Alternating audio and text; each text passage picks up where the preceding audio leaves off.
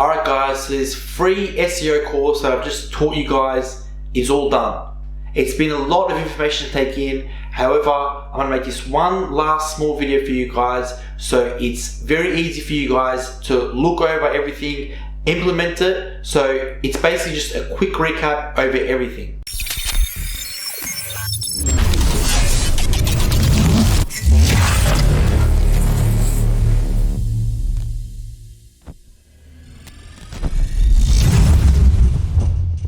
So we started off by using a tool to track your keywords. We use a tool called keysearch.co. This tool, you're able to see what keywords you're ranking for and also how to find new keywords to rank for. The link will be in the description that will take you directly to this website. Next, we talked about the importance of website hosting. We use Cloudways and also recommend you use Cloudways as well. You should jump on Cloudways, the link will be in the description, and see the service locations and choose the best one that's closest to you. Once again, hosting is a very important thing because with this, it comes with increase of speed website, and that's a major factor if you want to rank on Google and actually be serious about SEO. Next, we talked about optimizing images. We jumped on TinyPNG, and from there, we compress our images once, sometimes twice, or sometimes even 3 times to get them 100% compressed, and that way they load the quickest on your website, and that way your website will be fully optimized for speed. After that, I showed you guys how to test your website speed. We use a tool called GTmetrix. There's a lot of other tools out there, but we use GTmetrix, and from there you guys can see your scores.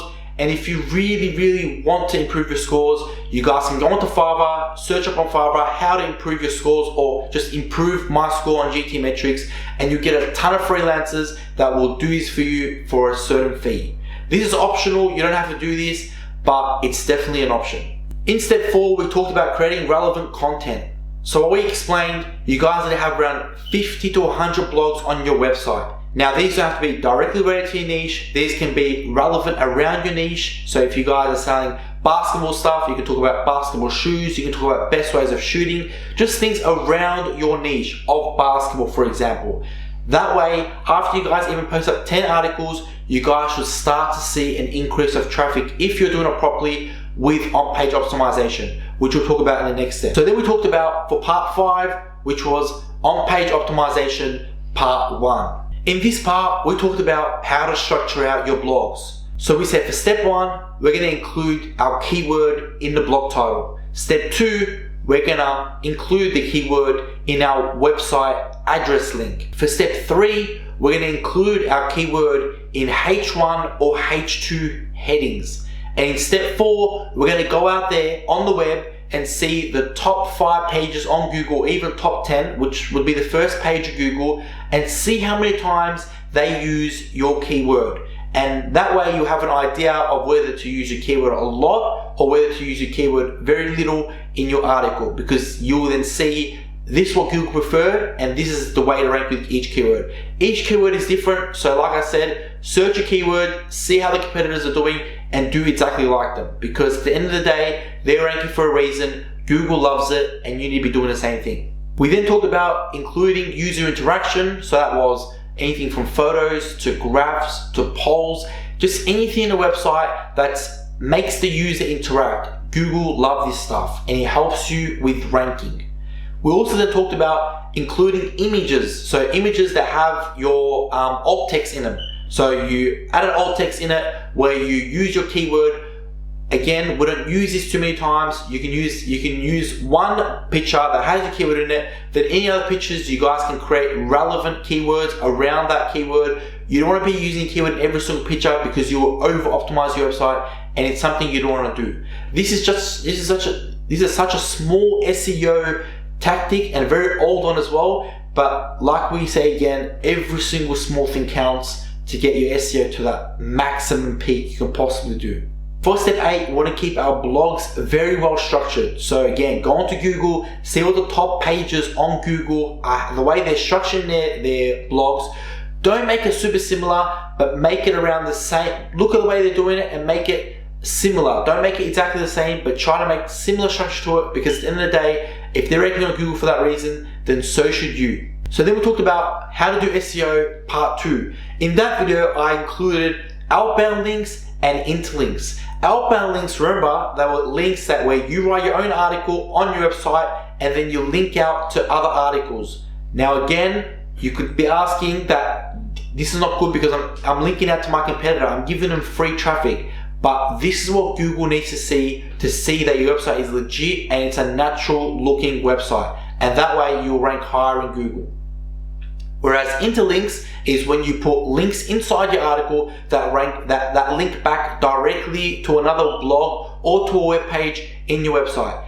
This therefore increases the time on your website and shows Google that people are spending a lot of time on your website and you have a low bounce rate, and that way you'll increase your ranking on Google. In video 7, we talked about backlink stage 1. That includes social signals and blog comments. You can get your social signals from redsocial.com. There will be a link in the description which you can go straight to that. Basically, you buy some social signals from Facebook and Pinterest. You buy it straight through your website. They will drip feed, which means they'll slowly throughout the days send shares to your web page and also to your web homepage or to any blog articles. We recommend you do this across all your website and not just to one web page. Again, to show Google that not only one page on your website is getting traffic, but all the web pages getting traffic, and that way it looks more natural and you rank higher in Google. After that, we talked about blog comments. Now, we use just Google in general. We search for our niche. So example, basketball again. We go into basketball blogs.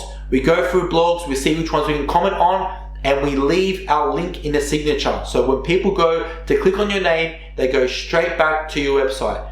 Again, these aren't really very big for traffic wise. However, they are very good ways of sending free backlinks to your website. And therefore, when Google sees you getting backlinks to your website, they will naturally start ranking you higher in Google. And that's when you'll be getting some real organic traffic. In video 10, we explained query links. Now these, once again, are not for traffic. I did mention in the video that you can comment on a question that was asked 7 years ago with over 100 comments, with 100 replies. Everyone is giving their answers. You can still go in there, leave your answer because you're not relying on traffic from it. That's not what you want. You just want the backlink. So the fact that you left an answer, no one's going to see it. That doesn't matter. The fact you left an answer, it's a backlink, and it's a backlink from an authoritative website that Google trusts, and that way you've just added another backlink to your list, and it's from an authoritative site, so it's always a good thing,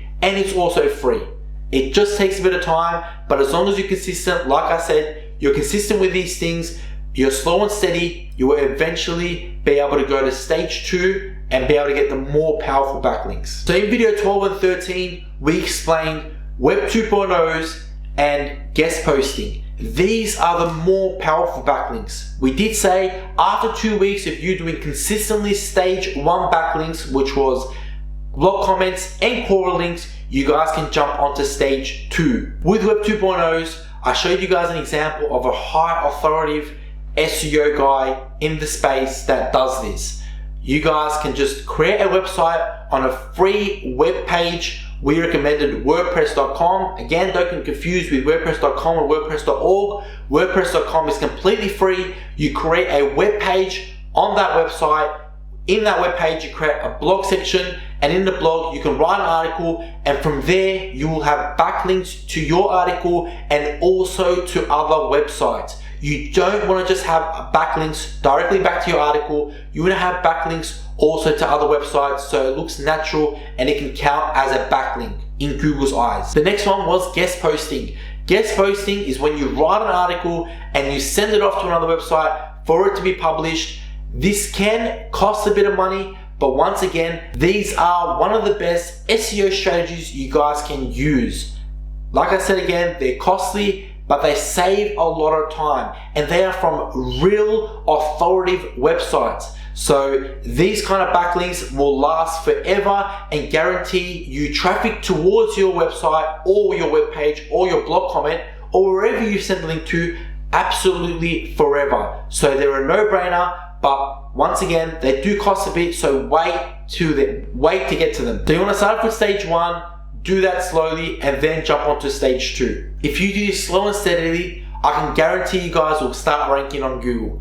And from there, the organic traffic from Google, you'll be laughing. Money in the bank. It's been great to teach you guys this SEO course. I hope you guys have gotten at least one small thing out of this, because that's the reason I do these things. I want to help you guys out, and you won't have to pay a cent for it, just like you have. You've learned all these strategies completely free, and these are strategies that you can implement and start making money yourself. Ask is you guys hit that subscribe button, share these videos with your friends, and also smash a like on all the videos if you learned something. The reason for this is because we're going to be releasing much more free courses that you guys can learn from, and who knows, if you guys run an agency or anything, you guys can charge your clients for something like this. When you guys learn for free, master it and start making some money from it. So hit the subscribe button, turn on those post notifications, and we'll see you guys in another course. Peace.